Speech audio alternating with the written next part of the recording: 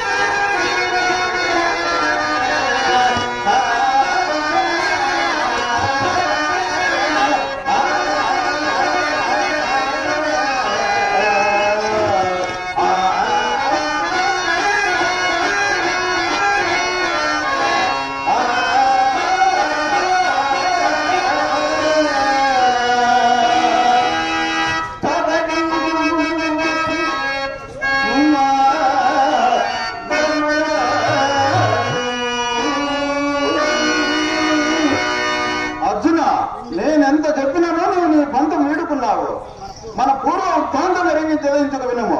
బదరికావనమున అత్యంత నిష్ఠా గరిష్ఠులైన నరనారాయణ నిరువురు తపపరదంతులు అయిందురు. అందు నరాంశమున నీవును నారాయణంశమున నేనును సకల సర్వంశ భార నివారణార్థము పాండవ యాదవ వంశమున క్రమముగా ఉదయించదేమి. నా వాక్యం యథార్థం ఎదుగ కోరేదేమి. అదిగో అటు వీటి